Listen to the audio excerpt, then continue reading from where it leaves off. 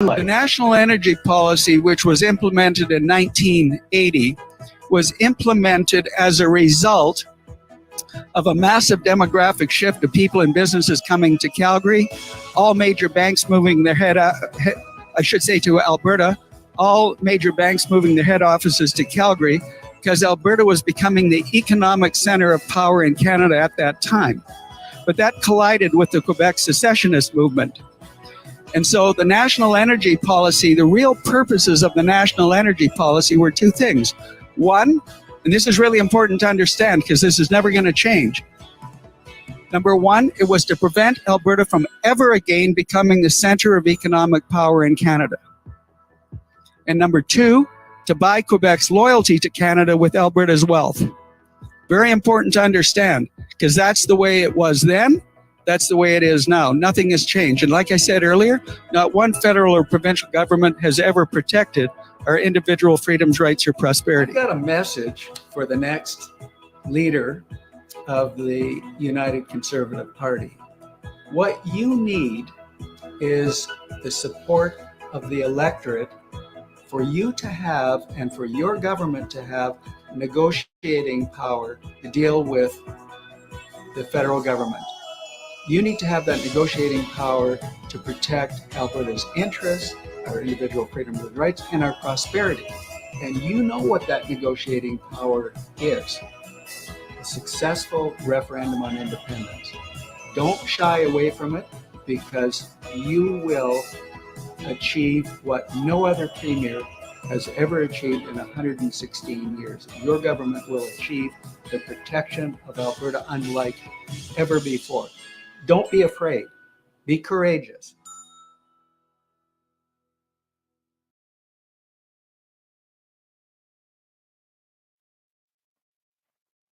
I like that. Be courageous. Be courageous. I like putting you on the spot. You had to put me first, right? Yeah. That was a very important message that Dr. Modry had for the next leader of the United Conservative Party, and that leader, fast forward a little bit, is Danielle Smith. Wow. Yeah. And what a way to get here. What a way to get here. So, folks, in case you haven't guessed it from the title of this live cast and from the fact that we had Dr. Dennis Modry on the intro, we're going to be joined by Dr. Dennis Modry tonight to talk about some of the things that are going on in Alberta right now. I'm very excited. I hope that maybe some of you are excited and you're feeling hopeful as I am, which doesn't mean that we get to be lazy now. We got to keep doing what we've been doing and hold our politicians' feet to the fire, so to speak. Right, Kerry? That's right. We were talking about that yesterday. Chris and I actually went and did a rally. I guess it was a rally. Of course it was. A rally at the Calgary Courthouse Park, and it was nice and snowy. And I wanted to actually say, so Chris is obviously in his house in Mirror, Alberta, and I am not, because I am in Innisfail. And the reason I needed to get to Innisfail is to get out of the snow. We had so much snow in Calgary. I believe it was even still snowing today. Wow. But yeah, but we were talking yesterday at the Calgary Courtyard Park about many topics. We talked about mandates. We talked about some of the stuff that we were talking about with Full Steam Ahead and our class action suit. And of course, then we talked about energy. We talked about politics. We talked about the different parties. There was a lot of topics. Lots of topics to be covered in the last little bit. So I'm excited to talk to Dennis today about everything that he's been aware of, certainly in the last month or so. I know I've been a little tardy on the Chris and Kerry show. It's been basically the Chris Saul Kerry show, so my apologies for that. But that's just the way life has been the last little bit. Kerry, I got to tell you, something amazing has just happened. Somebody has commented, there is a good profitable business going on, and he wants to introduce me to the business is 100% legit. The company have changed many people home to better. A lot of people are making it in the company. This company has been good to me, good help to me and my families. I really wanted you to know about band goodbye. My goodness. Is it I think we're Bitcoin? that It's got to naive. be some sort of scamming thing, anyways. I'm sure. Yeah. Not that Bitcoin's a scam. I'm just saying that it just seems to be that's what the trolls seem to be coming up on. Not a scam, but certainly volatile, as I've found out. Wow. Yes, quite. What's it at now? Oh, 19,000 US and change. Wow. I actually made a little bit of money playing the swings to 30,000 down to, I think it hit 14,000. I actually bought and sold at a bunch of those peaks and valleys, and I made, I don't know, $400 or $500 on it. But now it's doing nothing. But anyway, we're getting kind of off track here. Yeah, we've got some really important stuff to talk about. There's a lot of cool things going on in Alberta, and I've had some great conversations with my friend Dr. Dennis Modry about this stuff. And I figured, what better way to share this with the world than by bringing Dennis on? So, without further ado, good evening, Dennis. How are you? I am great. How are you guys tonight? Excellent. I'm doing well. Fantastic. Thanks for having me on. Oh, my pleasure. No, it's I guess I want to ask, how are you feeling about the last 12 weeks in Alberta? Oh, how am I feeling about the last 12 weeks? I guess it sort of depends on what the issue is.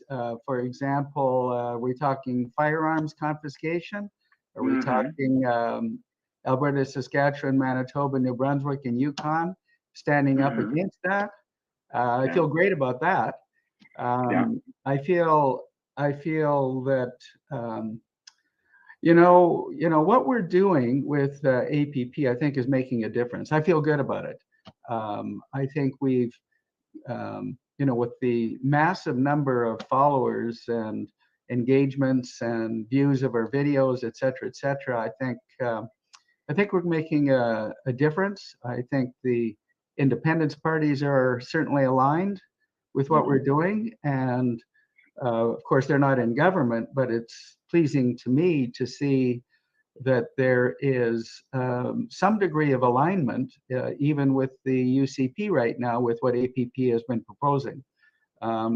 So I think from that perspective, it's wonderful. It'd be nice to see in the next election to see some real independence-minded folks elected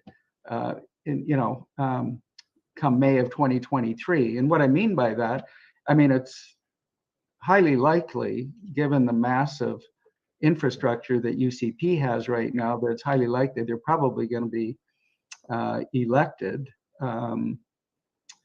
At least they have got a good chance with respect to UCP beating the NDP. But I think as well, I think there's really an interesting dynamic developing with respect to the independence parties. And now that the WIPA board has been defined, and they're looking for a leader, and there's TIP with Arter, and I think Arter has some appetite with trying to help bring the independence movement together. And I could see a number of independent aligned MLAs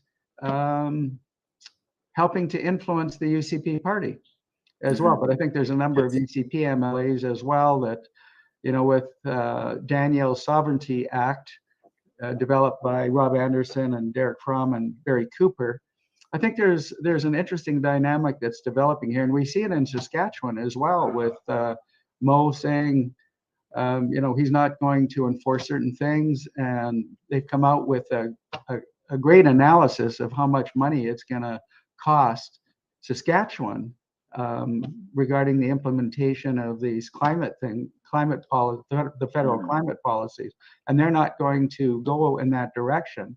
And I just forget the number, but it was something like over a number of years, not that many years, but maybe by 2030 or 2035, would cost Saskatchewan $111 billion of lost revenue. So in Alberta, you could multiply that, by probably 5 or 6, or more. So I think for the first time in the last few years, I feel some hope for this province, and I think it energizes APP to get out there and help support the cause of protecting our individual freedoms and rights and prosperity and self-determination. So I'm excited about about what's coming and the opportunity to get out there and continue to educate the public. And we create that backbone that the political track can get in front of. And so, yeah, it's good. And that little intro that you showed earlier, it does take courage to stand up against stupidity, and this wokeness and cancel culture and raping our financial economic future. It does take courage, and I'm excited to be part of this courageous movement. So you guys, it's becoming mainstream. It's actually the idea, or at least the acknowledgement that a referendum on independence would give us, powerful leverage. It's mainstream, and I'm going to try and play a clip here.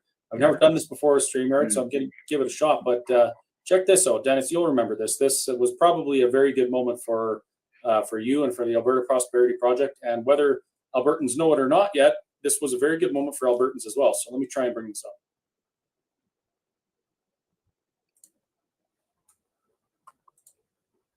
Quebec, for centuries, has been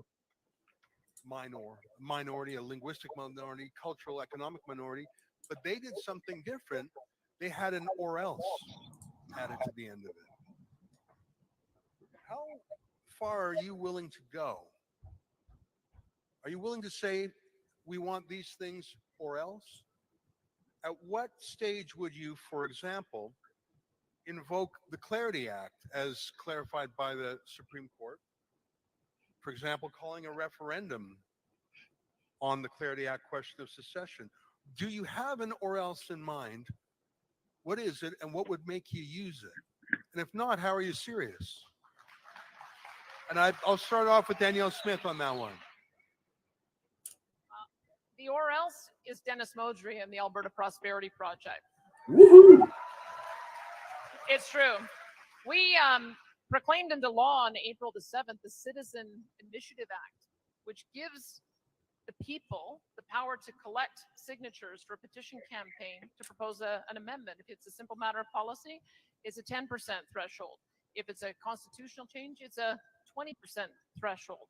That would mean 600,000 signatures. And as I understand it, Dr. Modry has 1 million people on his database. So part of when I decided I wanted to run, I knew how important it was to make sure that we address the issues of autonomy. And I talked to Dr. Modry as one of my first steps. I said, let's try this together. Let's get as much autonomy as we can, full well knowing that he's got the power, you've got the power. If we're not successful, and this is why I take your movement very, very seriously, and why Justin Trudeau should take it very, very seriously too, because you have the power to be able to be the or else. Oh,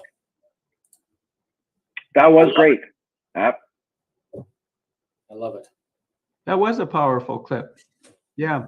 It's interesting, just reflecting on this. When Danielle was still working for, what was was it Chorus that she was working for? Yeah. And she wanted to interview me when she was working with Chorus, and they wouldn't let her. But it was subsequently, I had a conversation with a prominent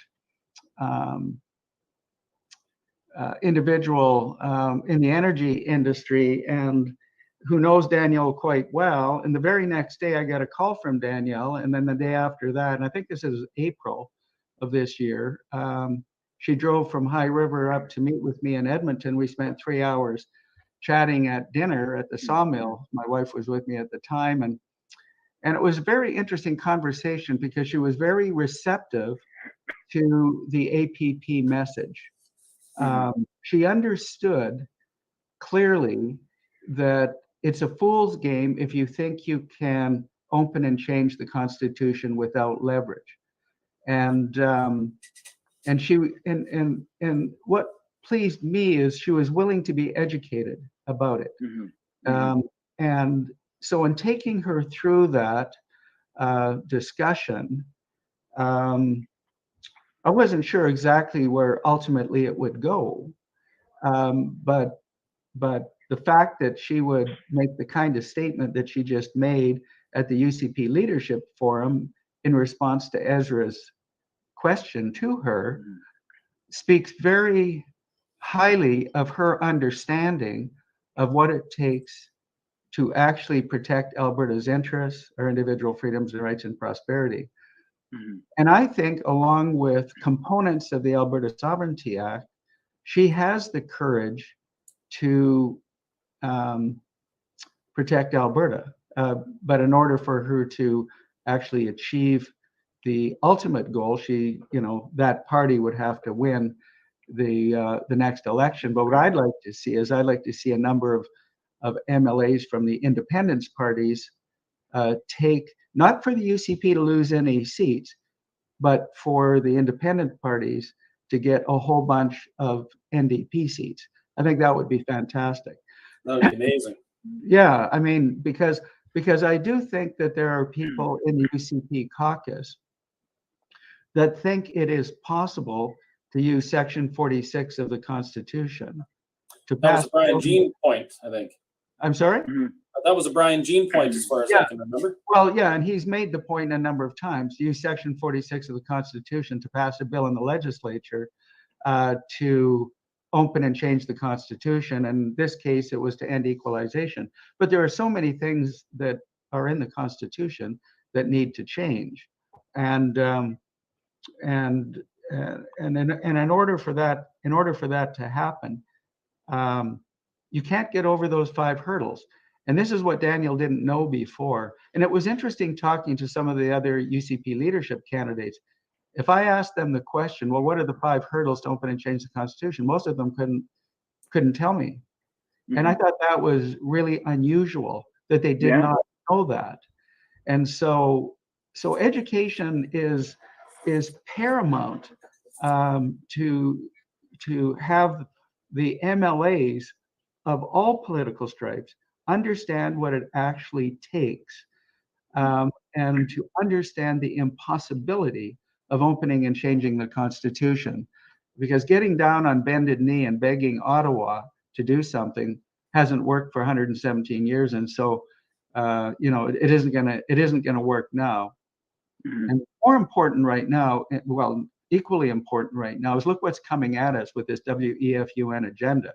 And I was particularly impressed with Danielle coming out the other day and making the point that she is not going to implement any of the WEF-UN agenda. So I thought took a lot of courage to do that. That did take a lot of courage, because you know that what's going to be coming at this UCP government is going to be the full force of the federal government, and the NGOs, the WEF-UN, and all of their money.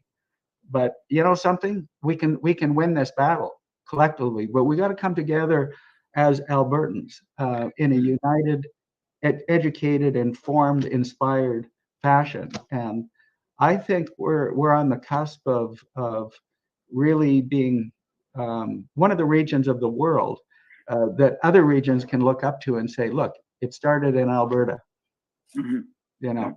And Chris, I gotta hand it to you as well, because you stood up for what was right, and you were right, and you put your integrity on the line, you put your economic situation on the line to do what was right. And more power to you. And you're the type of people that fought in the world wars to protect our individual freedoms and rights. And you would be, Kerry, you'd probably be second.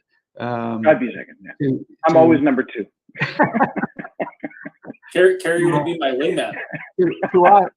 To offer your services and even your life to protect what is right. So it's pretty amazing actually to see what's happening right now. And I'll tell you the other thing that I was pleased to see is that the UCP leadership contest was pretty fractious.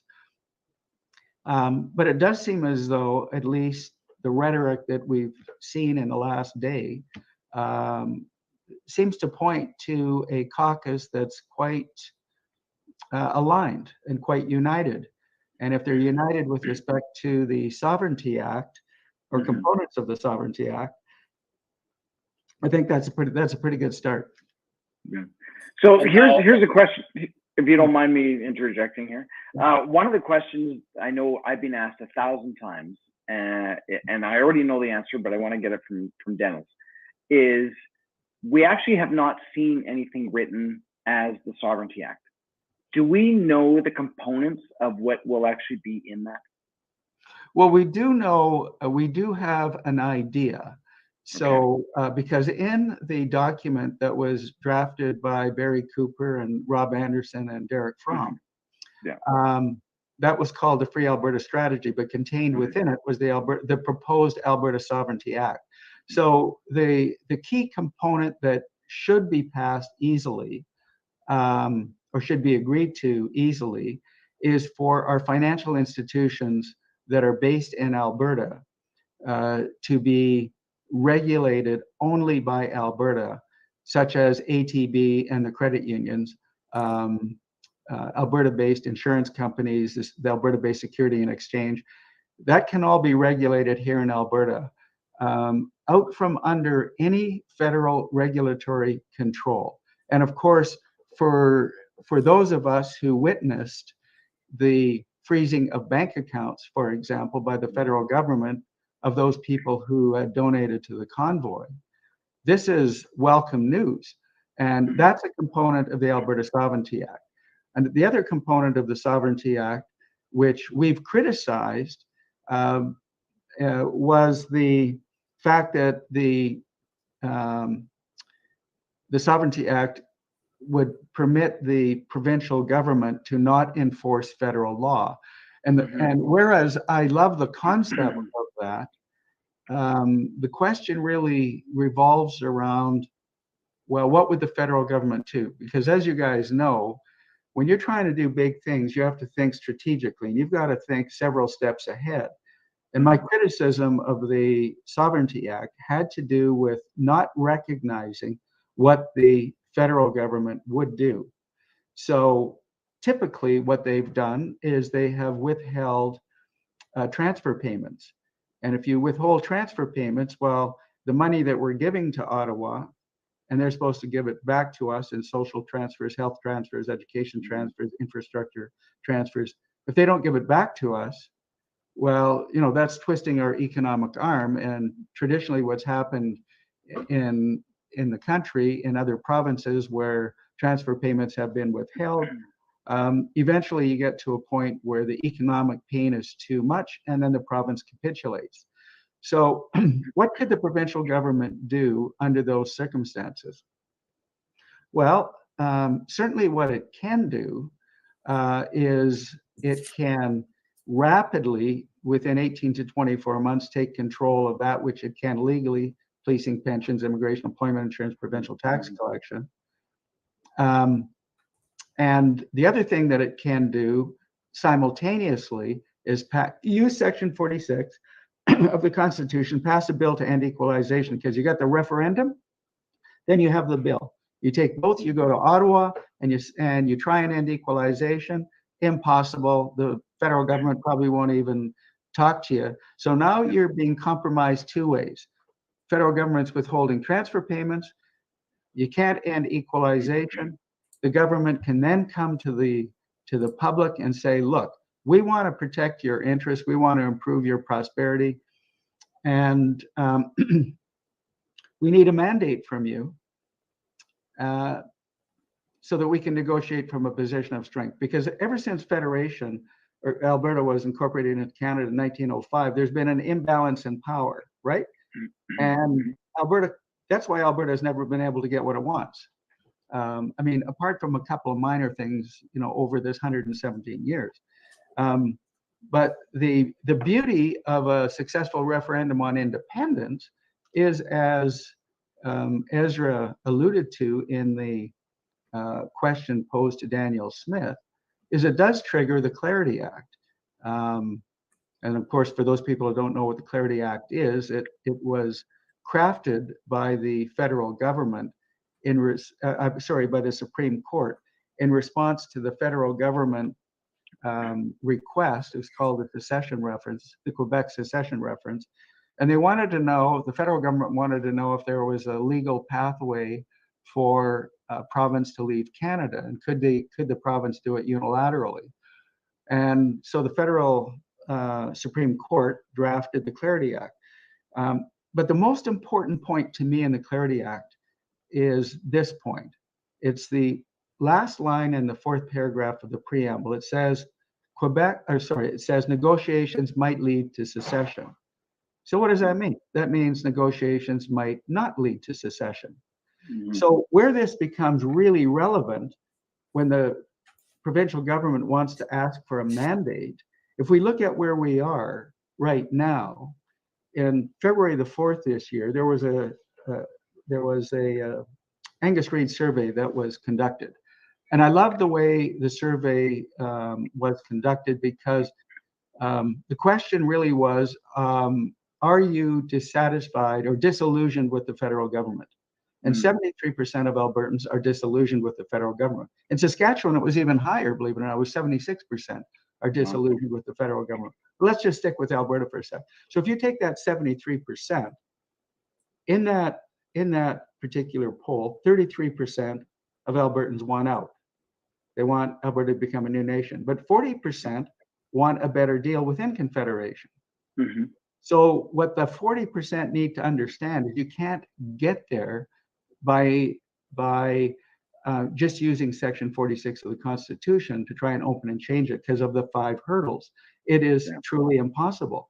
But what isn't impossible, if you want to achieve independence within Canada, is to have the referendum on independence, because that forces legally Ottawa, the federal government, and the other provinces to negotiate with Alberta. But now, Alberta has corrected the imbalance in power, and now it negotiates from a position of strength. So we can't predict how the negotiations will go. The provincial government will be responsible for those negotiations.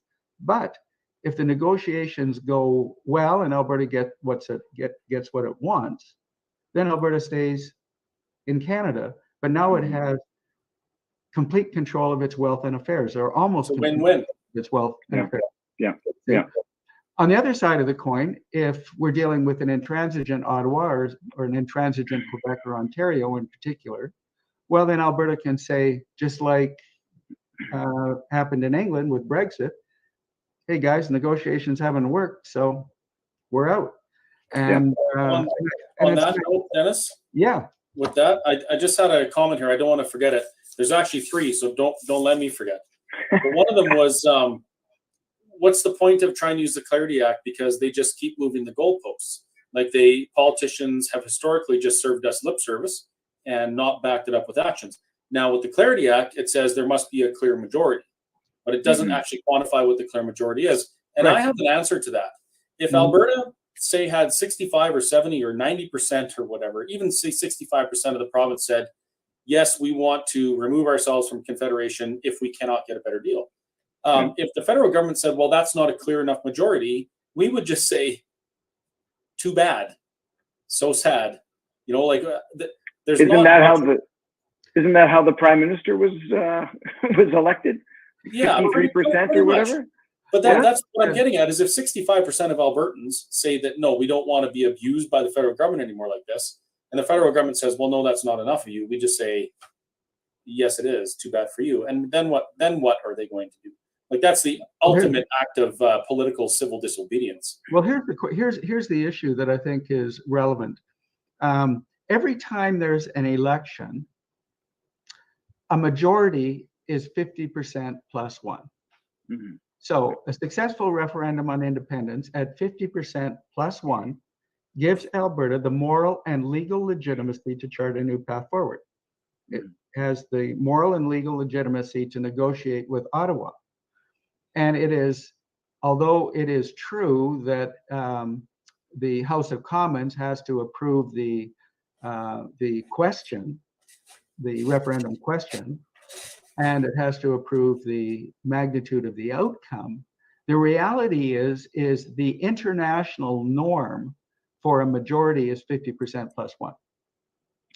So one of the things that would be very important to do prior to a referendum is to be sure that we have some degree of international support.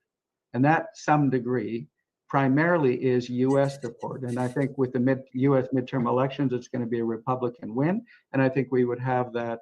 I think we would have that support. So I think that's quite important. But also, you're right, Chris, and that point is if we're dealing with an intransigent Ottawa, and you have to remember the Supreme Court, let's face it, the Supreme Court has always sided with the regions of, well, the Laurentians, as it were, against Alberta. And the best, most recent example was with the Alberta Court of Appeal ruling that the carbon tax was unconstitutional, and then the federal government appeals it to the Supreme Court and says, no, it is constitutional, and it's the Environmental Protection Act, and that basically over-regulated, I guess you could say, the development and transport of our natural resources. Crazy, absolutely crazy. So, it was pretty obvious what they were doing. There's something else with that, though, Dennis. Some insight that I learned a few days ago, actually, in a conversation with Premier Smith. She was talking about how when the Alberta government went to the Supreme Court with this carbon tax issue, part of the initial pleadings or whatever, they basically said something to the effect of neither side contests the facts of climate change. Like the provincial government here in Alberta, as far as what what I understand from our conversation, the provincial government didn't even challenge the science, which we should be, because all of us, at least a growing number of us, are starting to realize that this climate change agenda is a scam. It's an absolute scam. It has no base in science. The science they use to perpetrate this on us is junk science. But our government didn't even argue that. They went to the courts and said, we're not going to argue that climate change is real and we need to fight climate change. So the Supreme Court said, well, if neither side contests the facts, then we're going to side with the federal government, because if we don't, the earth is going to light on fire by 2016. Well, there's something very important here to understand. The narrative changed from global warming when it was evident that there was insignificant global warming. It wasn't occurring.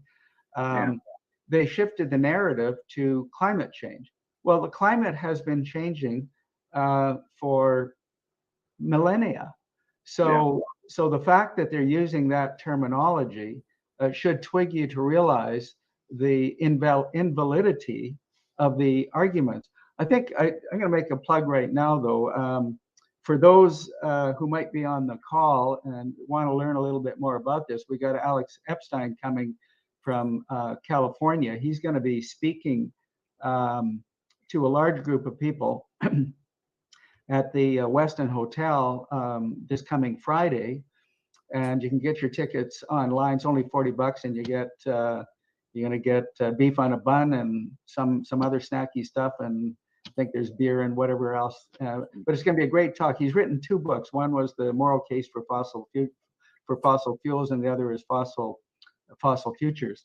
And he explains very, very clear language in a very simplistic way to understand that this whole climate narrative in relation to fossil fuels is a false flag entirely, and that CO2 actually is good. Here's something, just put this in your brain. CO2 levels right now are running at about 420 parts per million, which is the lowest they've been running for thousands and thousands and thousands of years. Plant life, animal life, human life, many millennia ago, was thriving when CO2 levels were 10 times what they are now. So it really is false to think that fossil fuels are causing climate change and global warming. It's ridiculous to think that.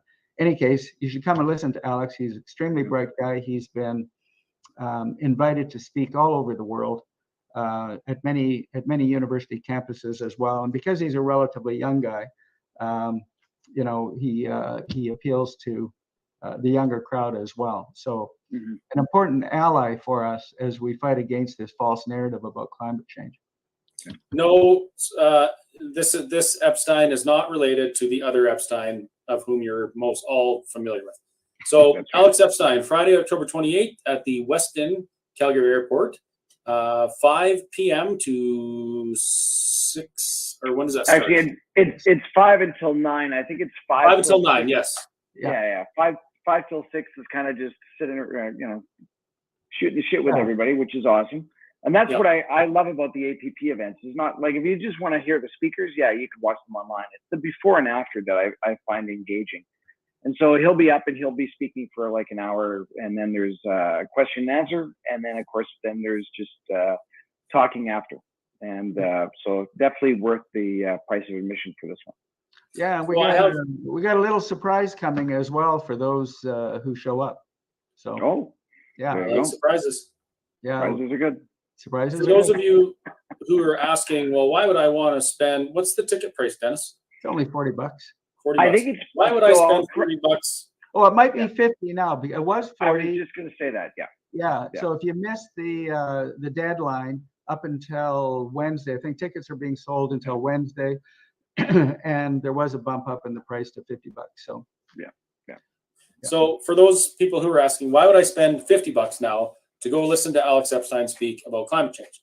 Well, this conversation is absolutely critical to your future and my future and your children and my children and pretty much everybody on this planet.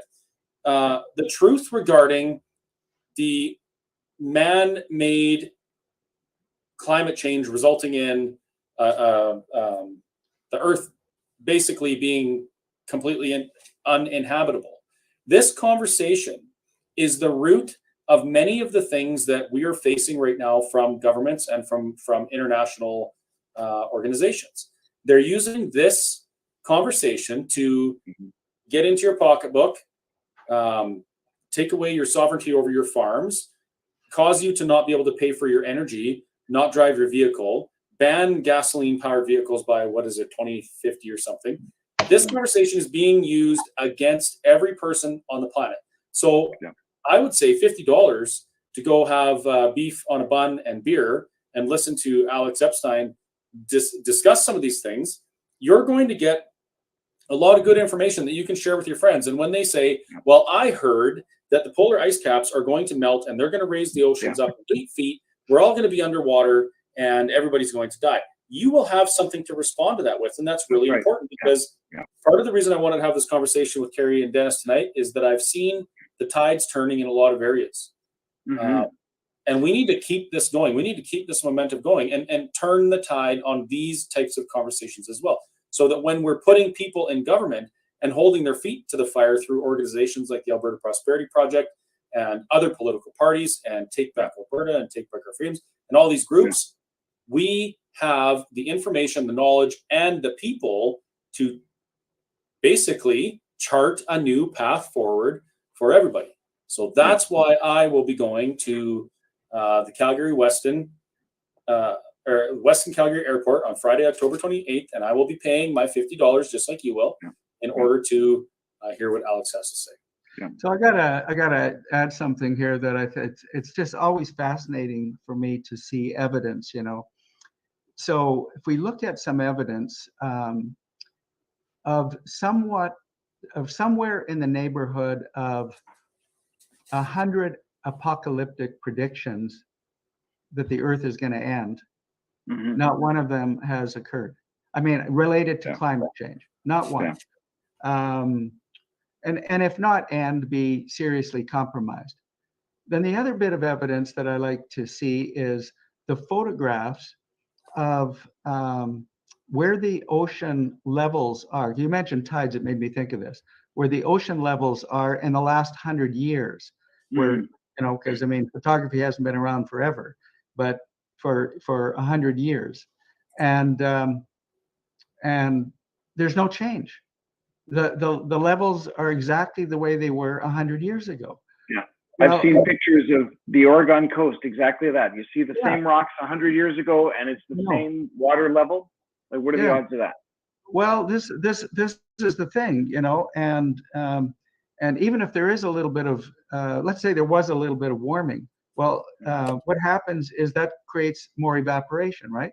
So it creates more evaporation, and what does that do? That creates more rain, and the more rain doesn't necessarily just go back into the ocean. It may go into lakes, and it goes into nourish plants and agriculture and trees and everything else. I mean, it's yeah. I mean, it's exciting to start seeing that there is a counter narrative that is starting to get traction with those individuals who pretty much have had cognitive dissonance for a long time and have been unwilling to listen to an alternative narrative. And one of the things that helps generate that is things like the cost of living and inflation.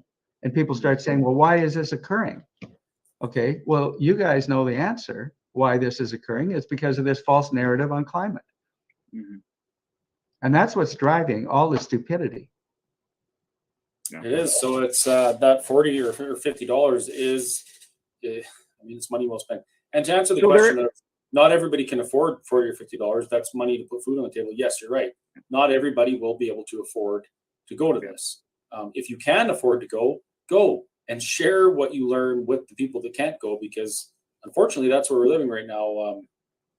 And I mean, we could get into a huge conversation about why people don't have enough money in their pockets these days, but I think we'll save that for another time. Yeah. I was going to ask whether or not there is a virtual ticket price, or are they planning on doing that? And if not, then I mean, I can certainly talk to Walter and see if it is going to be recorded, because I'm pretty sure it will be at some point. Yeah, our intention is to record it. We need Alex to agree that we can release his presentation. That makes sense. I'm sure. Yeah. I'm sure he'll be fine with that, because after all, he wants to educate the public as well. So absolutely, yeah. But at the same time, you know, advocacy and traveling around doing anything is extremely expensive. Yeah. Mm-hmm. I understand now why some of these ticket prices are the way they are, because people have to live. People have to try to maintain a decent quality of life while they're flying or driving tens of thousands of miles a year, right? It's not a free endeavor, that's for sure. No, that's true. That's true. But we're winning, guys. I think we're starting to win this battle. And boy, I'll tell you, the current government, the current UCP government, better darn well stand up for Albertans, unlike the previous UCP government. Yeah. I don't know if you guys saw, I wrote an editorial, submitted it to the Western Standard a few days ago. And basically it was something along the lines, you know, I congratulated Danielle and acknowledged her win, but the key message in that article was, now do what you said you're going to do. Mm-hmm. Okay. And I outlined what it was that she needs to do. And this harkens right back to the initial conversation I had with her in April of this year. And so I'm pleased that that there seems to be a pretty strong appetite, you know, for her to, by her and her caucus members right now, to do what the Alberta Sovereignty Act is intending on doing. Which dovetails, it's not perfectly aligned with what we are educating the public about, but it's close. But it's the step they're going to have to take, because it's like the 7 Habits of Highly Influential People, written by Stephen Covey. You know, begin with the end in sight. Well, the end in sight is Alberta being in control of its wealth and affairs. How we get there is important, but how we get there quickly is even more important, because think about all the damage that Trudeau could do to us in the next 3 years before the next federal election. You know, this is why the provincial government needs to stand up. And I hope that Saskatchewan, Manitoba, and other regions of the country will align with Alberta in standing up against the implementation of policies that adversely affect any one of our regions. And more important to that even is to push back against those laws that are actually harming us, like Bill 669, Bill C48, carbon tax, etc. And I think we may be closer than even I've predicted to holding a referendum on independence.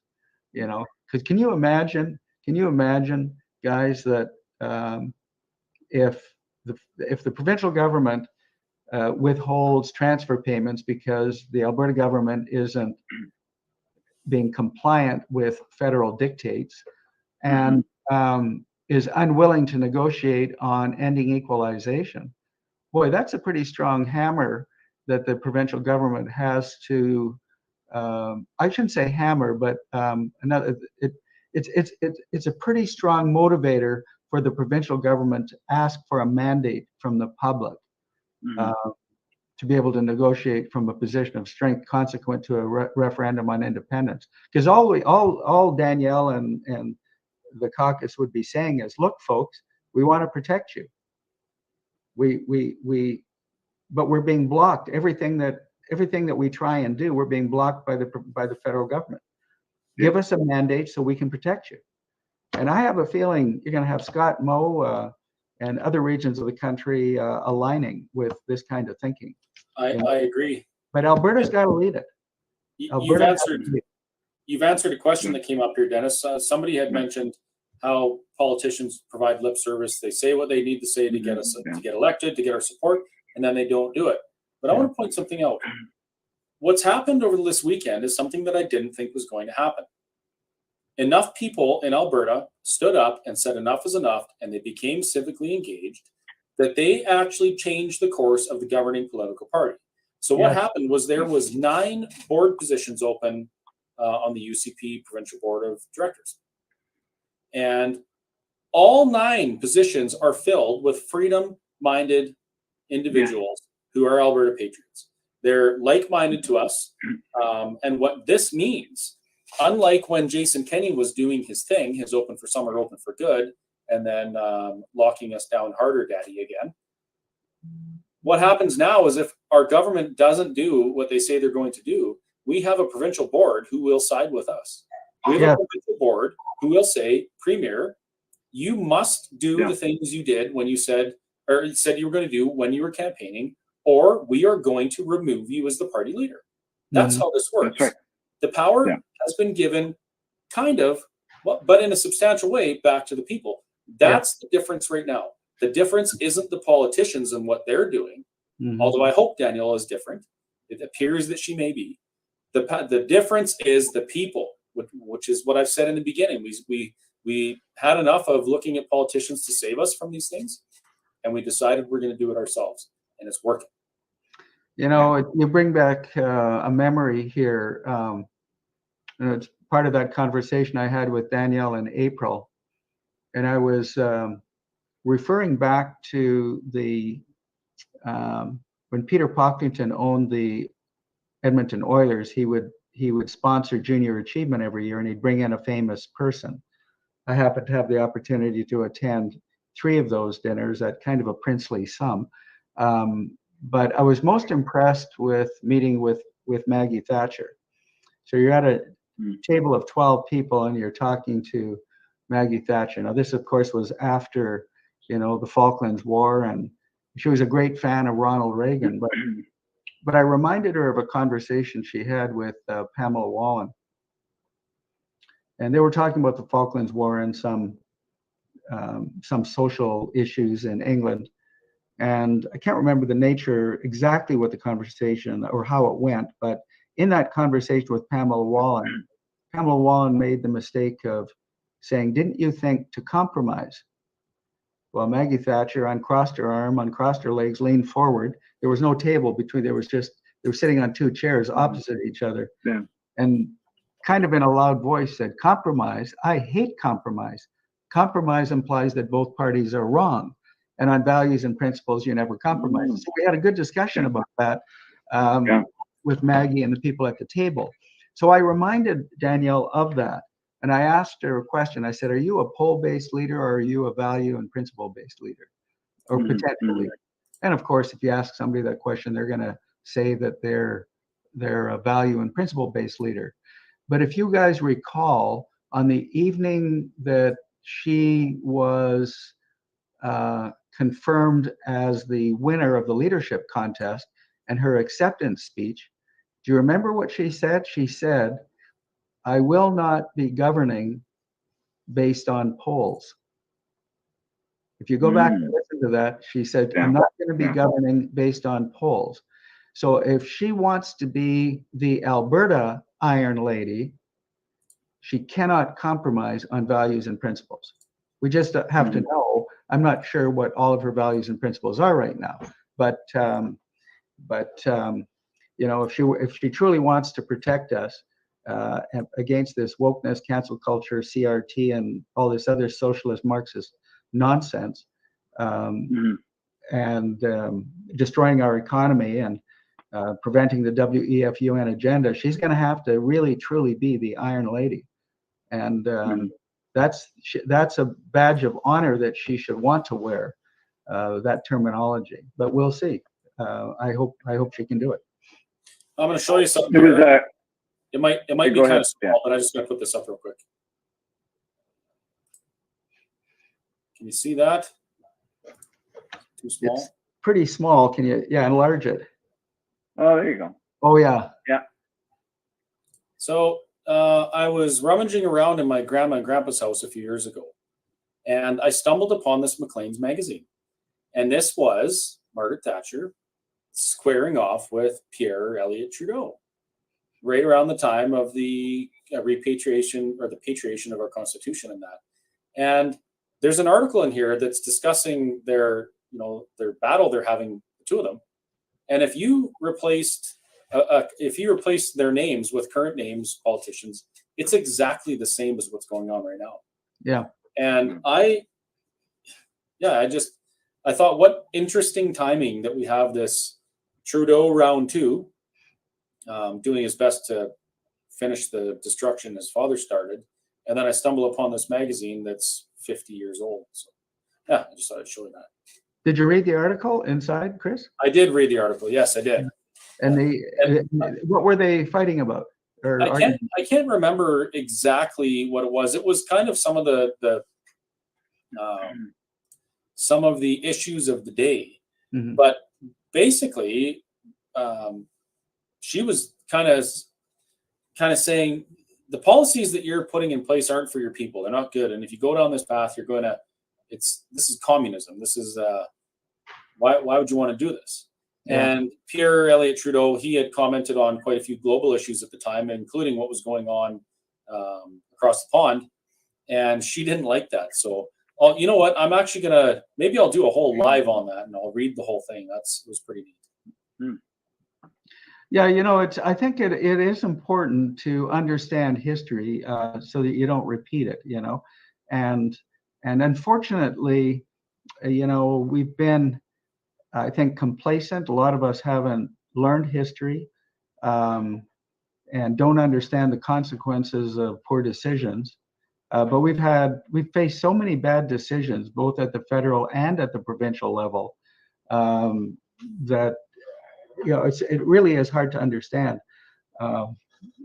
why these things have occurred. But nevertheless, here's where we are, and this is our battle now, guys. And we're fighting not just for the preservation of traditional Western values of Western civilization, but the ball has been dropped. Following World War I and World War II, we didn't think there would be any other battles, but boy, the socialists have done a brilliant job over the many decades to infiltrate our schools, our courts, and our major institutions to the point where it almost seems hopeless, except that there's something innate in most of us, and that's that spirit, those inalienable rights that we were born with. and I think you intuitively, many people intuitively know when something's wrong, and I think this is part of the spark that's occurring now. That's already a fire, but it's going to become a raging inferno for freedom and prosperity moving forward. I see it coming. What, Kerry? So you and I have had some conversations about some of the things that we've seen and heard in the last, particularly in the last 2 weeks. What's the highlight of things that you've seen? You know what? I was just looking for a couple of statements that I had saved on my phone, and I can't find them. Just in regards to the Danielle basically said that she's advocating for anybody that's vaccinated, etc., and that we're gonna try and have those people come back to work and all that. And so one of my comments would be, that's great. You pardon the people that have tickets. But what do you do about the people that basically lost their livelihood? Like when we lost our bar, we basically were following the rules until a certain point, and then we stuck our neck out, and then the AHS and the government chopped their head off. And now, you know what? Oh, sorry, we're going to pardon everybody. So if you had a ticket, you don't have to pay your ticket. At least that's what has been told. So what happens to places like us and other restaurants and other retail and anybody else that has lost their business that way? So that would be an interesting conversation to have. A really, really good question, because part of the reason that we wanted to fight back, particularly with the court challenge that we were going to do, me and you and Carlos and Marla and Deb and them, we wanted to do that not necessarily to get a bunch of money back from the government, but because we wanted the government to declare that what they had done was wrong. Mm-hmm. Now the government has declared what they did was wrong. So where do we go from there? Well, here's the thought, guys. Here's the thought. And it'd be nice to see, and I don't think any of us have had this conversation with Danielle, but think about this. If we could get to that point of the referendum on independence, and it could happen in, 18 months from now, 18 to 24 months from now. If we could get to that point, then as far as negotiations are occurring with the federal government, one of the key issues there is because he who has the gold rules. So here's what, if I was part of the negotiating committee, I would be insisting on Alberta will collect all taxes, federal taxes included. Because we give out 60 billion right now, we only get back 27. So we collect all of those taxes. We have our own pension plan, so we're no longer overfunding the pension plan by 3 billion a year. EI, same thing. We overfund EI by billion a year, so we're no longer doing that. Here's my point: is that those would be a sine qua non for any sort of a deal within Canada. So some of those funds should be used, in my opinion, for restitution. I mean, you take the Indigenous population and First Nations, how they've been compromised. They talk about reconciliation, which really recompensation, I guess you could say. But this has been going on for a long time with First Nations. But I think the harm that the federal and provincial governments did to Alberta business should be addressed. And it could be addressed if we had control of our wealth. We don't have control of our wealth right now because we're giving it all to Ottawa, or the majority of it to Ottawa. One of the statements I've heard about that, there'd be some retribution or remuneration or anything like that from the government to anybody that may have lost a business or any sort of maybe a mental or physical health issues or anything like that. Well, basically, it's still our money. It's still tax dollars that are basically just gone from one pocket into the next. Yeah. And so, if it's the people that were in charge that made these bad decisions, I would like to see some of them fork up some of their money. I mean, they were basically in and still had a job, and we lost ours. Right? Well, Maybe there's Trudeau should accountability. cash in his shares in that nano or lipid nanoparticle technology company and use Yes. that to recompensate some people. Yeah, yeah. No, I think there's the reckoning, you know, with respect to the COVID-19 nonsense, that's coming. Yeah. And I don't know exactly how it's all going to play out. Some people are going to escape, but I hope the majority of the people that have caused the harm to civilization are held accountable. Yeah, I know, and just to talk a little bit more about, you know, if Danielle's, I wouldn't want to be in her shoes. There's no way. I mean, she's getting it from all sides. But just in our circle, we've had people that have been asking about those that have been arrested in Coots and those who are looking at being or basically have charges against them. So just to kind of recap again, the 4 that were arrested in Coots for the federal charges, there's not much that I think Danielle can do. She may have a bit of influence in terms of federal, but it's a federal matter. But the 3 that have since been charged again, that is a provincial jurisdiction, and she should be able to have some say in what happens with that. And I'm just going to spin this a little bit more, just because when she announced her cabinet, I myself was a little shocked that the Minister of Justice is once again Tyler Shandro, and the Minister of Health is Jason Copping. I would have thought that there would have been enough people saying those are the guys that caused the problems. But, and in her defense, I guess, you could always keep your enemies close. Well, here's the thing is that, you know, Jason Kenney primarily controlled everybody previously. He couldn't control Todd Loewen and Drew Barnes, but so that was really a very top-down driven situation. And how much Shandro and Copping were influenced by the premier at that time is hard to know. I don't really know. Bottom line is that there's a different sheriff in town, and there's a different perspective about what's right and what's wrong. As far as the 3 most recent people, I think it's Alex and Marco and one other. I've just forgotten his name. I think Danielle right now, from what I understand on the news, is she's checking with legal to see whether or not she has the ability to abrogate any charges against them. And hopefully that will happen. I was talking to Alex yesterday just for a few minutes about that. But as far as the 4 people that are in jail right now under federal charges, well, the solution there to give Danielle the power is to get out from under federal control. So for one thing, that's right.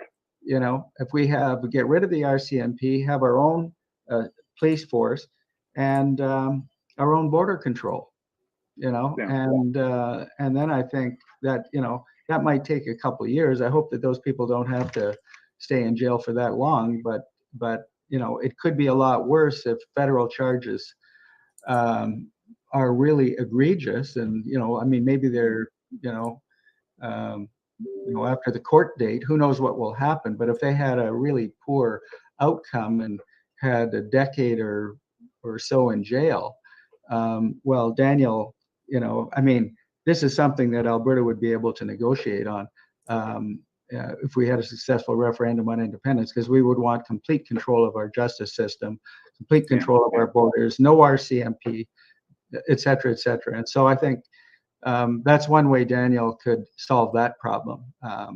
But she might be able to solve it by negotiation with the federal government as well. I think it's unlikely.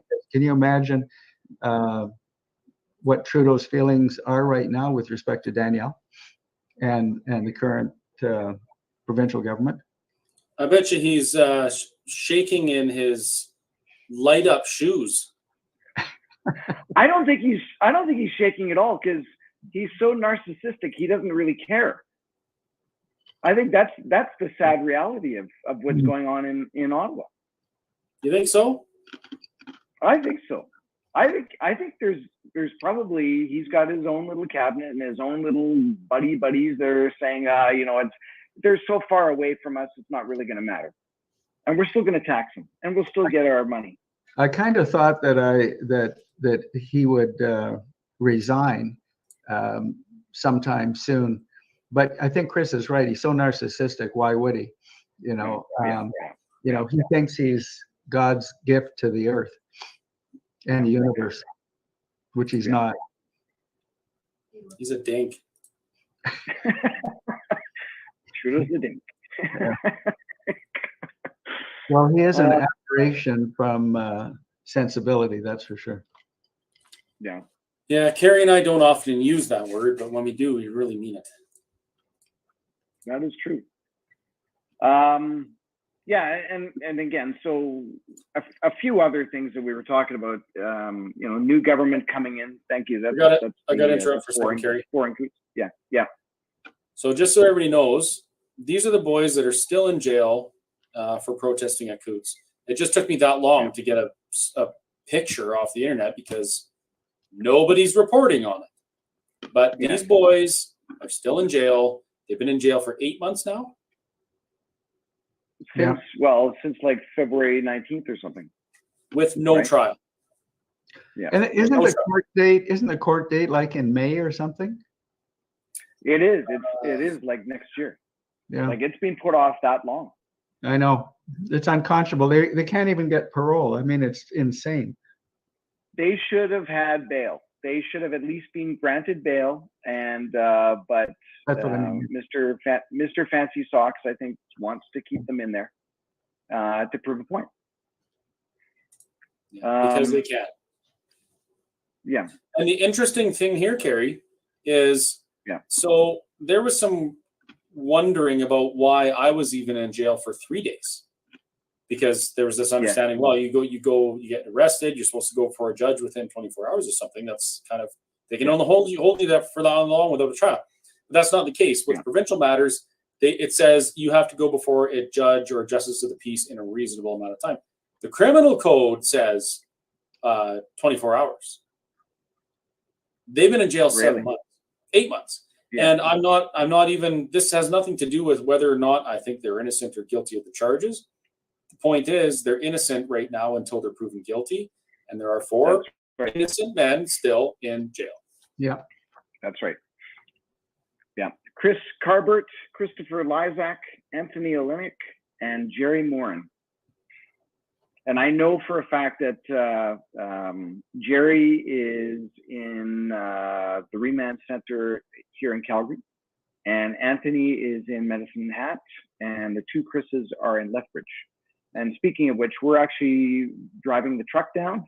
I don't know. Maybe we'll drive. Yeah, assuming I can find a starter for it. So if anyone's got a starter kicking around for a circa 2011 Detroit Diesel DD15, mine doesn't work. So I'm looking for a starter. Yeah. And they're doing a protest in front of the courthouse in Lethbridge on November 9th at 9 o'clock. So we're definitely, it's in our calendar. We will be down there. Very good. That's a lot of miles. We do a lot of miles. Do you know what it costs to drive the picker truck down there? I think it was like $800, wasn't it? It was $800 in fuel to drive down there. $800. That's why I don't drive it around as much as I would like to, because it gets 5 miles to the gallon. It's just cheap. 5 miles to the gallon downhill. Gas station. Pardon? 5 miles to the gallon driving downhill. Gravity sucking you down. Yeah. Not to mention let's not even talk about what I do to the transmission. Yeah, bind them, grind them. Yeah. Anyway, so the excitement and the hope comes from, at the very least, having people who are like-minded, freedom-oriented individuals in the places we want them. We wanted change. Yeah. We wanted change within the UCP. I didn't think it could happen. I might have to bake a cookie hat and eat it. But we have some change. We have a new premier. the Premier has specifically said that what happened to the people who chose what they're putting in their bodies over the last couple of years was the worst discrimination that she's seen. And just for the people who are saying she apologized for that, she did not apologize for saying that. What she did is she clarified it, meaning she has seen this discrimination of those who have chosen to not put this experimental jab in their bodies, and they've been discriminated for it. Not only discriminated, but the government has encouraged it and condoned it. That's the difference. She did clarify, saying that there is other discrimination that needs to be dealt with. She did apologize for the Ukraine-Russia stuff, which I don't agree with, but whatever. Anyway, she's acknowledged it. She's acknowledged that people were discriminated actively. And actually, the government gave people money to discriminate. Yeah, He has that's said right. that if her government cannot get the things done that need to be done to benefit the people of Alberta and Alberta as a whole, that now the ball is in the Alberta Prosperity Project's court to make sure that Alberta is educated as to the benefits and the rationale of a referendum on independence.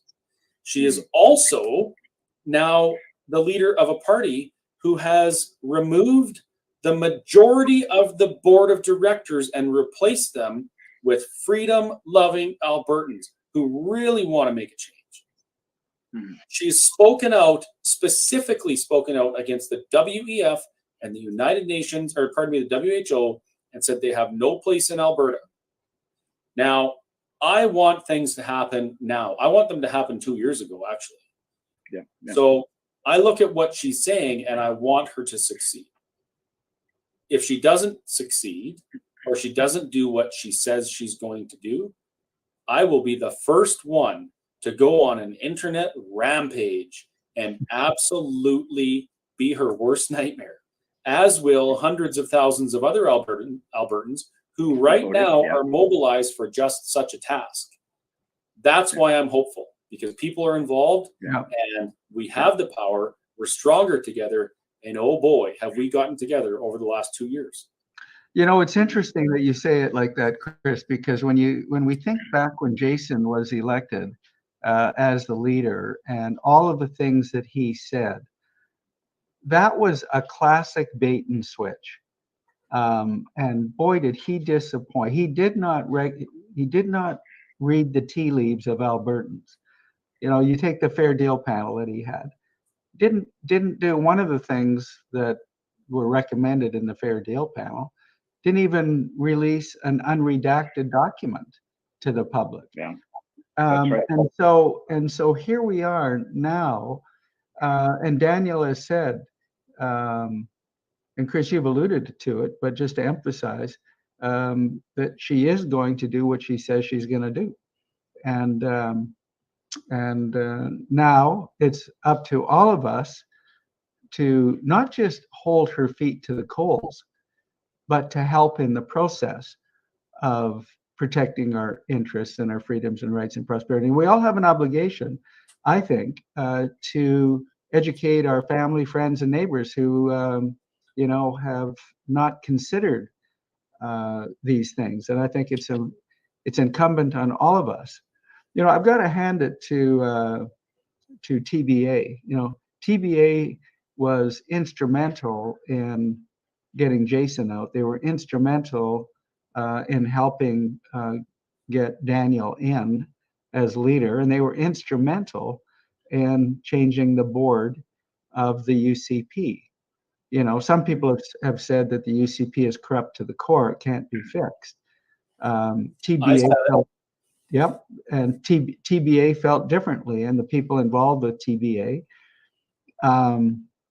have achieved something that a lot of people thought was impossible. Now, the success of what they've done will be reflected in whether or not these people in government actually do what they said they were going to do, or in particular with respect to Danielle as leader doing what she said she's going to do. And so she's going to need every little bit of skill to and evidence and persuasive power to ensure that her caucus members are completely aligned, and that she she can be convincing with the public as well, that she's not going to backtrack on what she said she was going to do. So yeah, I think it's going to be a very interesting time, and we have a responsibility, like I said, to help in this process. So, talking to people, sending editorials, doing podcasts, webinars, bringing in people like Alex Epstein, or things like, that we can do. And so APP will do its part to create the educational tract, but it's now up to Danielle and the UCP and the independence parties to create the political tract. Okay, and that political tract has now started, and that's what I think we're excited about. I see a question that's come up here, and it comes up all the time, and there's a lot of people thinking it, so I'm just going to go ahead and read it.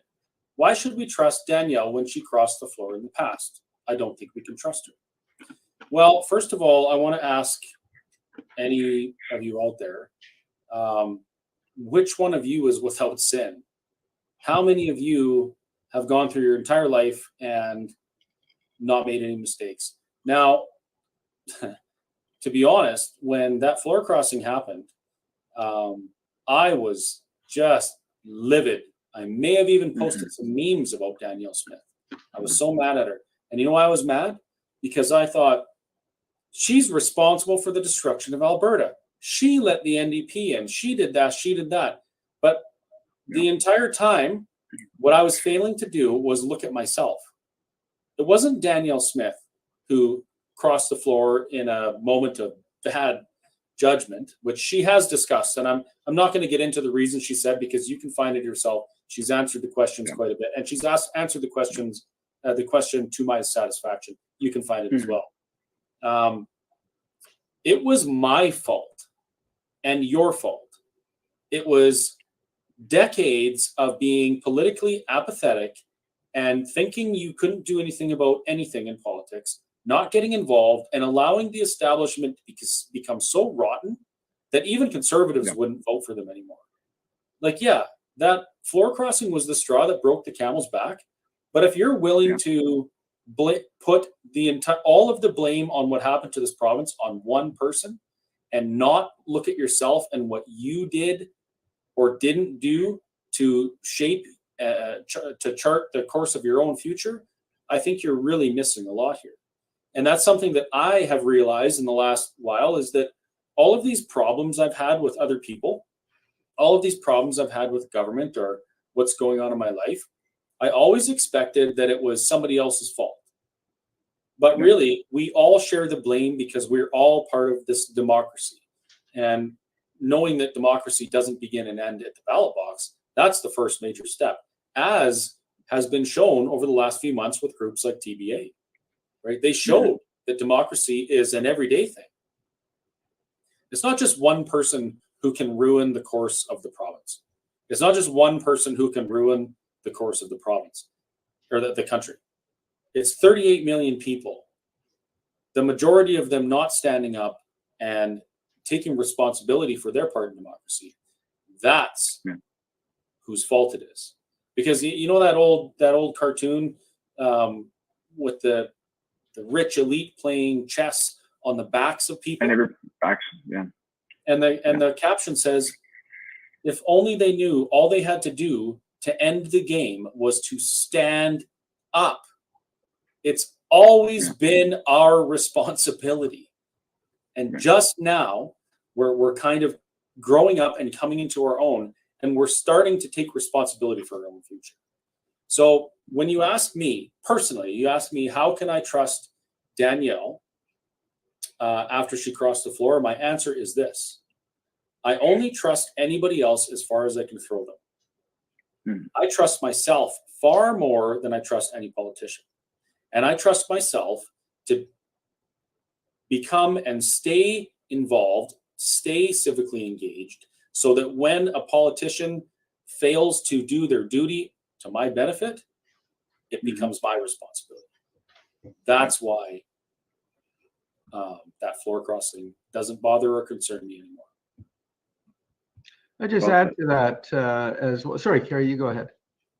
No, I was just well said. That you know, if I can't even imagine being in her shoes at that time, and I don't really. Well, I've heard what the story was behind it, but you know, it's always difficult to be put into someone else's shoes, and in that situation, yeah, it did fall back on, you know, you can basically say, well, the NDP was brought in after that, but it really does come down to Canadians as a general have been so apathetic in our voting, and this if anything, it's kind of made us realize that we actually have to take control of what's going on. We have to be engaged. We have to have conversations with people.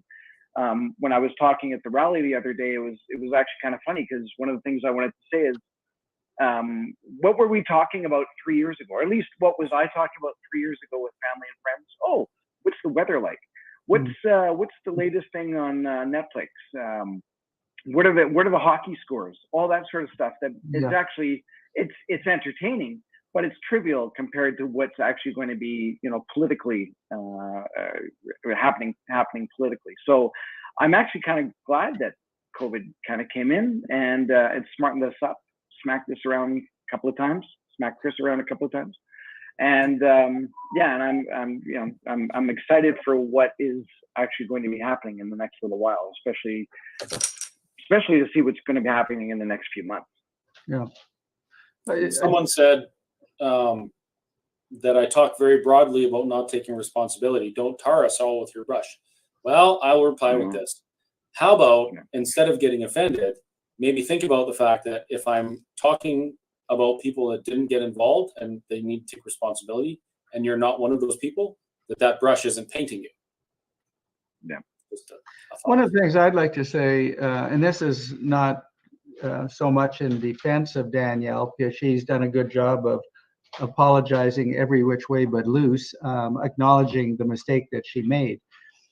But as a result of that mistake that she's made, in my opinion, she has far greater resolve to never again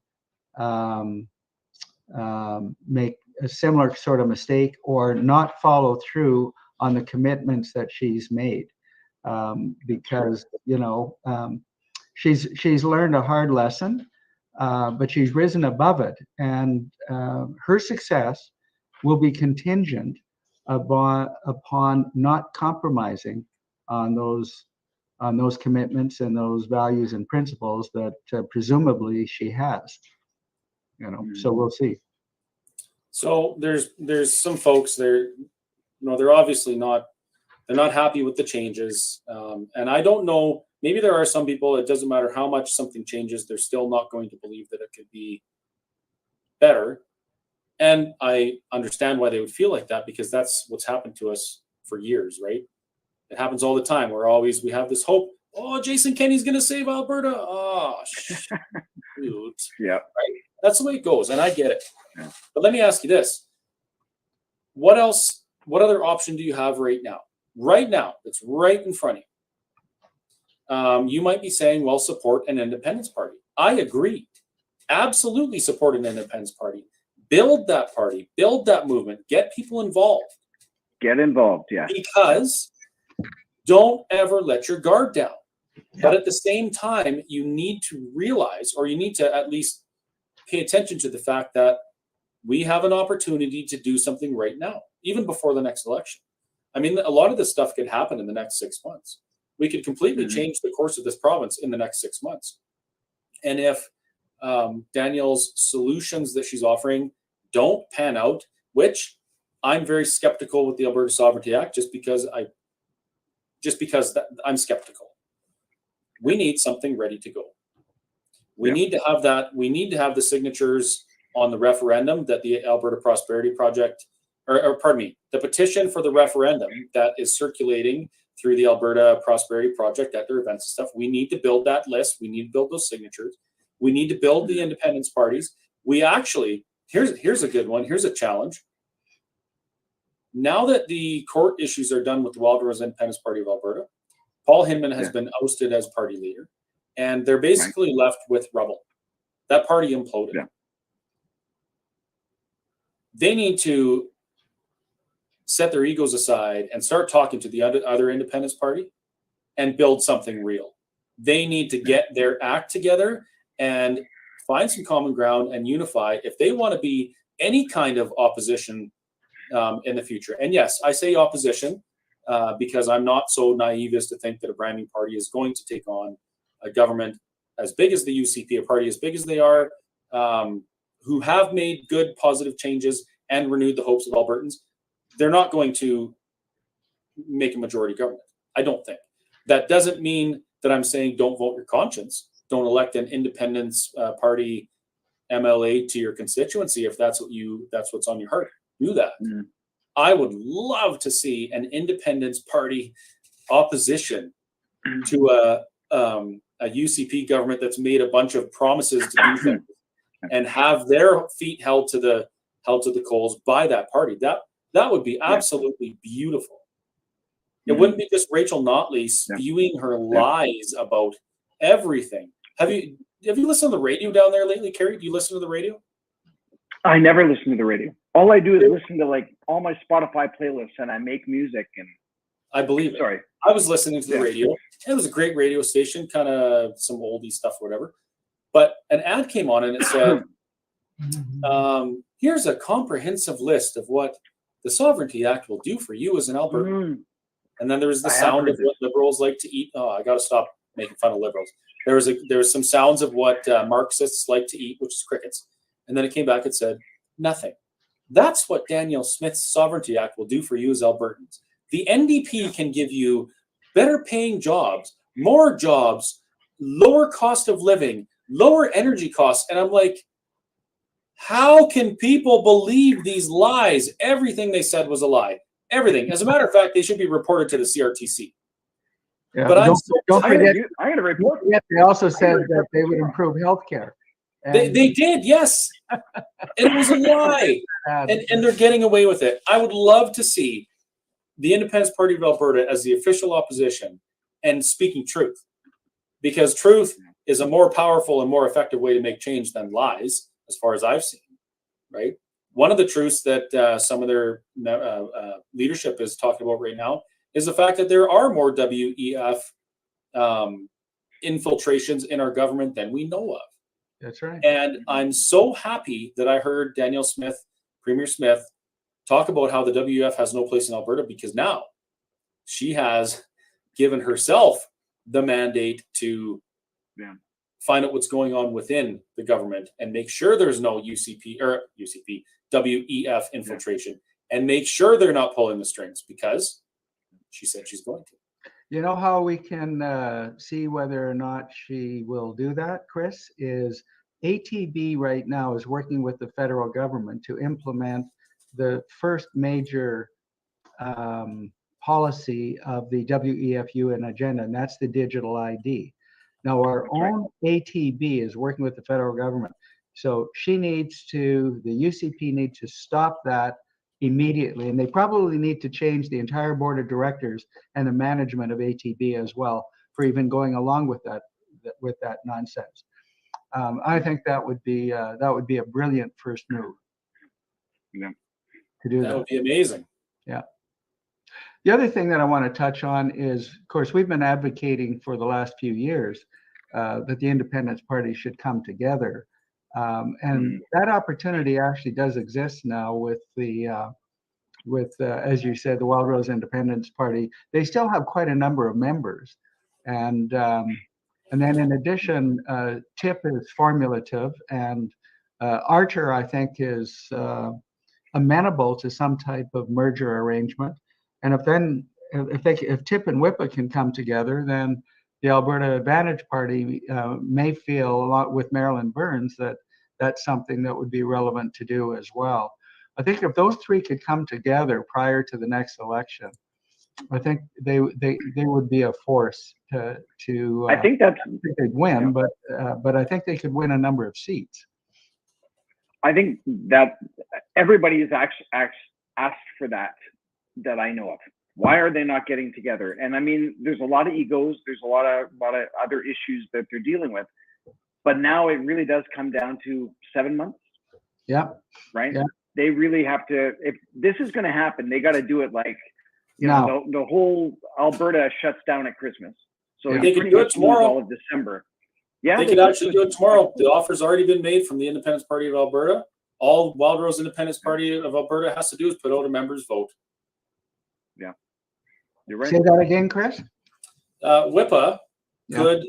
could put out a members vote on Mhm. whether the members want to amalgamate with TIP and move forward as a unified independence party. And how does Tip feel about that, though? TIP is on board. TIP was they actually extended an invitation to WIPA to merge and hold a leadership contest. They had three demands, I guess, or I don't know what the better word is. Yeah, But one was Criteria? One was, should they form a Criteria, majority yeah. government that they hold a referendum within 1 year's time? Now, WIPA said, well, we need to make sure that there's people who are open to the idea and it's going to be successful first. I say if the Alberta people elect an independence government, they're ready for an independence referendum. So I don't have a problem with the year. The second thing was a leadership race, to which Paul Hinman absolutely was not open to the idea. And the third was the third thing, Kerry? I'm trying to think. I know Where's there was Nikki something when like you need that. Yeah, I know. She's busy doing political stuff. Yeah, there was a third thing. I can't for the life of me remember what it was. But it wasn't it was an easy thing. Like it was a totally insignificant thing. Yeah. So the Independence Party has extended that invitation to the Wild Rose Independence Party of Alberta, who I haven't talked about or to in a long time because they seemingly fell off the map and imploded. It was just unbelievable. Yeah. But they could do it. Well, I think they were waiting to get through the court challenge regarding which was the legitimate board of Wild Rose, and so that was reported. But now that's board election. Thank you, Monica. Yes, it was board election. Yeah. So yeah, this is one of those don't put all your eggs in one basket things. Yeah. Do what you can now to support the people that are trying to make change right now. But also, if you are a independence-minded Albertan and you understand the benefits, the merits, and the rationale of independence, or at the very least, the referendum on independence, by all means, please get involved with an independence-minded party. Because the other thing that does is it shows the government of the day what the pulse of Albertans are at, or where the pulse of Albertans is. Yeah. So that's, I didn't like the the most fact important thing to me is the referendum. Yeah. It doesn't matter which government it is. I want that referendum on the table. Yeah. I didn't like the fact that the UCP government basically said, oh, well, we grew our membership, or, let's say 100,000 down to 30,000, and then it grew back up to 80,000. Oh, people were excited about coming into the UCP and all that. I think we personally, I just signed up because I wanted Kenny out in May. So that's the reason why I did that. And the second, of course, that now we had to vote for somebody else. And so that was just a side perk out of actually having a membership. And I don't know why more people don't have multiple memberships. Like, sign up for whatever you can. Sign up for an independence party. Sign up for the UCP. Although I think we've had the conversation that if you can't sign up for the NDP and hold other memberships. I could be wrong. You can, but you can sign up as a subscriber to the WEF newsletter. Oh, yeah. But speaking of memberships, guys, remember Danielle's comments in the beginning in response to Ezra. And so what Danielle acknowledged is what APP is doing and how APP can control the outcome of the next election. And that occurs consequent to growing the membership to massive numbers. So we want 1 million to 1.5 million members. Yeah.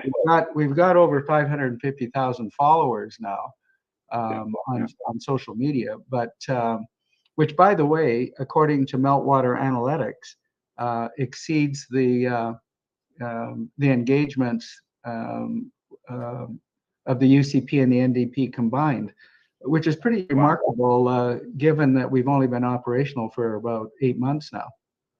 Yeah. It's an exciting conversation. Yeah. I mean, it's interesting. We've had 220,000 plus emails. We've had over 420,000 viewers of our videos, over 22,000 hours viewed. So I think we're making a difference, and I think it was reflected really in Danielle's comments to Ezra Levant's question to her. And so this is why I think if we can just keep growing and growing and growing the membership of APP, that means we've got 1 million or 1.5 million or more people who understand the importance of leverage, the leverage that the government needs to protect us, consequent to a referendum on independence. So I think we're making a difference. Yeah, I know we're making a difference, Dennis. I know we are. You can feel it. You can, like, having conversations with just everyday Albertans, the ones that I talk to that don't know anything about the APP. When we get into that conversation, they're excited to hear it. Yeah. Some are angry to hear it. But when you take a little bit of time, find some common ground, and explain to them that this isn't about an angry separatist thing. This is about a compassionate response to a huge problem that we're going to face, or that we're facing now, and a bigger problem that we're going to face in the future if we don't act. Yeah. So, the whole idea of separatism is kind of unpalatable. People, they don't want to hear that. And for me, the idea of the referendum, it's not about separating from Canada. It's about standing independent in the face of your, what do you call it? Your previous daddy taking you somewhere you don't want to go. That's what this is about. Yeah, it's really, I mean, the analogy is a father and a son, for example, and father has control as the son gets older and about the same size, and is capable of leaving the home and has an education or a trade to look after himself. Well, Alberta is certainly capable of looking after itself, but it still doesn't have the leverage or the negotiating power to deal effectively with the federal government. And so for me, I don't like the term separation either. And even the concept of independence, I know, is off-putting for some people, but the way to think about independence is independence can occur within Canada, or independence can occur as Alberta becoming a new nation. But you can't get either of those paradigms unless you've got the negotiating power to get what we want in Canada, and then we stay. Or if we don't get what we want, then we can leave. But at least we're in a position to negotiate our future. Right now, we can't negotiate our future because we've got no leverage to do so. There's no pathway right now other than the pathway through a referendum on independence. So it's not complicated, but it's a funny thing that a lot of people don't really get it in the beginning, but if you keep going over it, because education is a process. Some people hear it for the first time, it doesn't quite click. The third or fourth time, it clicks. So sometimes we go into things with preconceived ideas and we have our mind made up already, and we don't want to understand. We don't want to hear the message. We listen, but we don't hear it. You know what I mean? Yeah. So maybe it takes a couple times, but eventually I find that there's a very, very high success rate. When I ask in the beginning how many people are not members, out of 100 people that put up their hand, at the end, when I ask how many people are going to leave without memberships, maybe only 10 or 15 put up their hand. So there's a very high success rate when people actually hear the rationale and it's presented to them in the way they can understand. It works. Yeah. For the right and the left. And that's, I really believe that's absolutely. Yeah. That's the way we can win some NDP supporters next May. Because the NDP supporters who voted NDP in the last election where they won, which was eons ago, the ones that voted NDP for the right reasons, better working conditions, better healthcare, better schools, those kind of things. I call those the right reasons. The wrong reasons would be more taxes so we can take rich people's money and give it to everybody, even if they don't want to work. That's not the right reasons to vote NDP. The problem is it's the middle class that the money is taken from. Yes, yeah, good point, Dennis. That's where the majority comes from. The ones who vote for the right reasons, vote NDP for the right reasons, those folks they can get what they want with a referendum on independence or an independent Alberta. Because we've spoken at this at APP meetings many, many times. When Alberta keeps its wealth in Alberta, it's impossible for the people to not benefit. When Alberta has a government that gets their dirty, stinky, sticky government fingers out of business where it doesn't belong, prosperity ensues. And when we're prosperous, we can help each other better. That's like, if you vote NDP because you want stronger social programs and stronger safety nets and just a better place to live, an independent Alberta ticks all of the boxes for you. You just have to take off your orange colored glasses and get back to reality. So let me tell you something that we're doing within APP that I think is really pretty exciting right now. So we're starting some different campaigns. You know, if you take what the industries that are under attack include, obviously, oil and gas, mining, agriculture, including ranching and farming, but education is under attack. Trucking has been under attack, etc. So we're starting with the oil and gas industry, and this Alex Epstein event coming up on the 28th is part of that. But you can go to our website now and you can see our new campaign that's starting for the oil and gas industry, and it's called Drilling for Prosperity. Then there'll be one, Mining for Prosperity. Then there'll be another one, farming, ranching for prosperity, etc. So you can see what we're doing. We want to educate the public on the merits of these industries, the importance of protecting them, and what the federal government is doing to harm those industries, which harms us. But it brings me to another point. I'm sure everybody on the call knows that we have the third largest oil resource.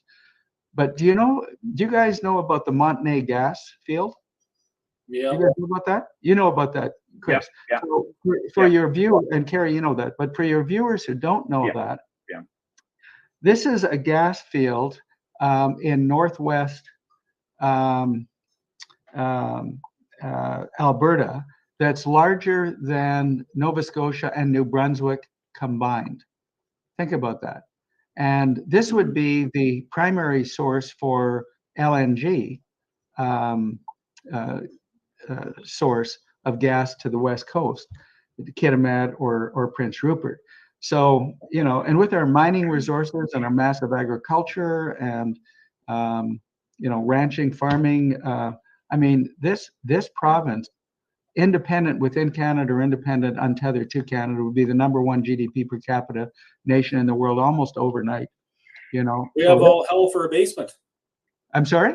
We have all hell for a basement here in Alberta. Yeah. Little big sugar. Yeah. So it's this is an amazing province, guys. We're blessed with so much natural resource. We just need to be able to develop it for our benefit and the benefit for the rest of the world. Speaking of natural gas, I need to talk about our politicians again for a second. So you remember how during the Kenny regime, the MLAs weren't really allowed to speak out about much. You didn't really hear them talking about maybe adverse vaccine reactions that they may have had. Mm-hmm. Did you see Shane Getson's interview with Western Standard? Yeah, when he was ill. I'm not a Shane Getson fan. The new one. Yeah.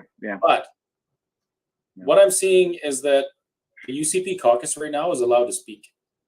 Mm-hmm. They're allowed to speak the truth, and Shane spoke some very powerful truths. He let other Albertans know who may have had adverse vaccine reactions or possibly lost a loved one to a vaccine death. Mm-hmm. He let them know that they're not alone, and there's even people within our very own government who have been adversely affected by the vaccinations that the Alberta government pushed on people. Yeah. The Kenny government pushed on people. Now, I'm not prepared to give all of our MLAs a pass for being complicit in that, but at the very least, the conversation's changing directions. And that's a very good thing considering, I don't know if you know this, Dennis, but Kerry and I, we're both on the board of WS Full Steam Ahead, the organization that we created last year in order to advocate for people that have been affected by the vaccine mandates. Well, vaccine death is probably that's strongly affected by the vaccine mandates. Yeah. So what we did is we not partnered, but we're cooperating and working with Leighton Gray, who has filed or is filing a class action lawsuit against Pfizer for vaccine injuries and vaccine death. So we helped out that class action lawsuit with a pile of money, and we want to actually do something to help the people that have been affected. Shane Getson's one of them. So that makes things more real and more mainstream, because people can't say anymore, hey, but that never happens. That's probably something that's that hearsay. Yeah, it's hearsay. It happened because someone that had COVID. You know what? One of our MLAs right now is speaking out about that, and more are coming. So, no, this is good. This is absolutely has to happen. Of course, for your listeners, Leighton Gray, who's the lawyer that's conducting this class action with you guys, is on our board. Is on the board of the Alberta Prosperity Society. Leighton is a great guy. And he's a terrific lawyer as well. So this is really a good thing. One thing I want to make mention of that, and I don't understand why this occurred, but why did the former UCP caucus, and there are many members of the UCP caucus now that were controlled in the Jason Kenney era as well, but one of the things that should never ever happen again is the inhibition of alternative narrative. So if you want to get to the truth about science, you need to hear opposing views on a perspective. And one of the things that caucus never had the opportunity to do because it was stifled by a few people, mainly Kenney, was the caucus never had the opportunity to really hear directly from people like Paul Alexander and Robert Malone and Jay Bhattacharya and and others of that ilk, Roger Hodkinson as well, Ari Jaffe, David Redmond. I mean, these people. It's a long list. It's a long, and it's much longer than Pierre Corey as well. I mean, there are many people that had the evidence against these mandates, and caucus was not permitted to hear this alternative narrative. And we made the case that we wanted to have Hinshaw and her people meet with the other group in front of caucus and have the discussion. And let's see how it would go. And I know darn well that from having written 2 open letters that were completely supported by evidence for every statement that I made, I know darn well that Hinshaw could not have won that debate. It would have been impossible because she didn't have the evidence to justify any of the mandates, not one. Dennis, wait until you see who Danielle Smith has appointed to her COVID-19 advisory committee. You're going to be, you'll be all smiles. Okay, well, that's great. Because I think this is part of the reckoning that needs to take place. Well, wow, almost 2 hours. Almost 2 hours. I know. Brief. Where does the time go, guys?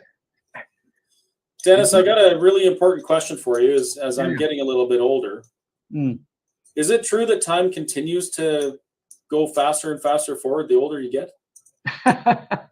You know something? I think there's some truth to that. I have to tell you a funny story. It's kind of like I was driving to Calgary a week or so ago, and I was talking to a great guy from Calgary. He's written a couple of books.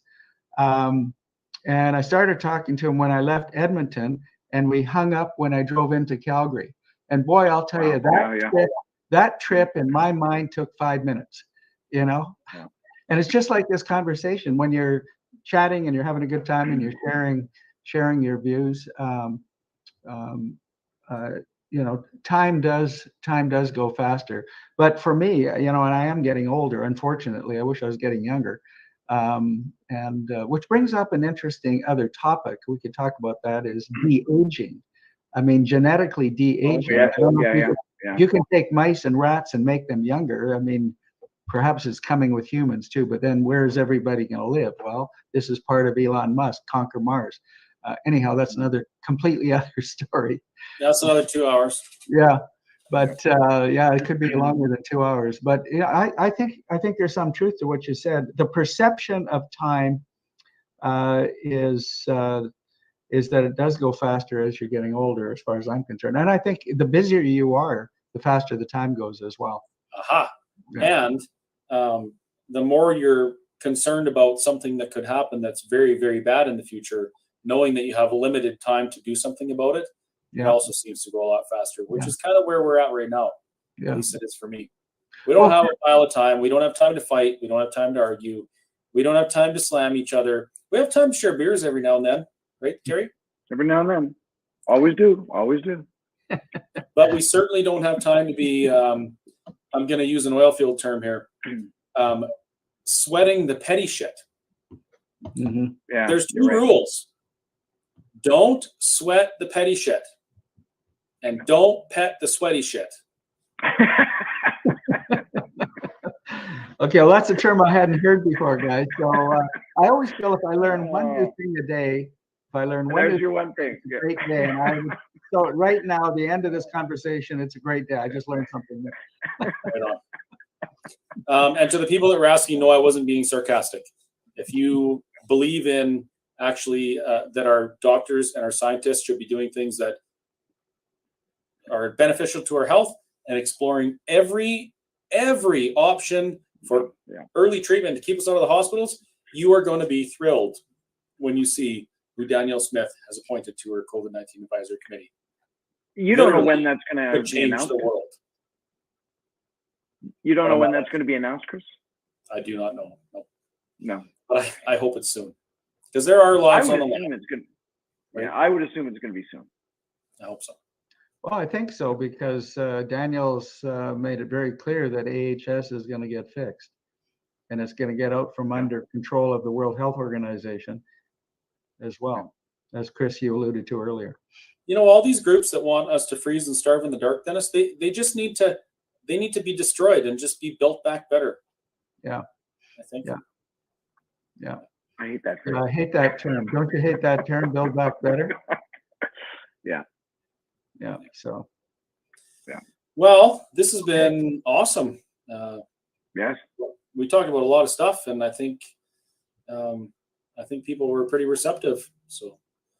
Well, thanks for having me on, Chris and Kerry. I really always enjoy conversing with you guys. And, you know, Kerry, thanks so much for, you know, you hosted a webinar the other day with Alex, and thank you for that and for the support you're giving. And Chris, you've been a great speaker at many of our events, and hopefully that will continue, and we'll carry on working together to build APP. We'll build that backbone for the government to have the confidence to take us forward to an independence referendum. So yeah, it's great working with you guys. Yes, and we certainly appreciate everything you've done, Dennis. I know you should be on a beach somewhere warm, sipping overly sweet drinks that you wouldn't want another man to see you drinking, instead of running around the province trying to save it for other people. But you're doing it anyway. So what's that song? What's that song? Toes in the water, ass in the sand. Yeah. Oh yeah, that's it. Zach Brown band. That's Zach Brown band. Zach Brown. Yeah. Zach Brown. That's a great song. Yeah. There's another one. You might remember it from your younger days, Dennis. It was one of those real oldies, a very poetic song. I can't remember who sang it, but the line said something about smoking trees in Belize when they find them. Oh no, that was Biggie. Sorry. Fast forward to that. All right, guys. Great. Definitely your era. Yeah. Well, good night, thank you. everybody, and thank you very much for tuning in to another episode of the Chris and Kerry Show that we don't actually number nor title generally, but No. yeah, we thank you for joining us anyway. Thanks again, Everything Dennis. is relevant. Yeah. Thanks, guys. Everything is relative, yes. And good night. Thanks for everybody for tuning in. We'll do it again soon. Thank you very much. Thanks, guys. Bye-bye now. Thank you. Bye.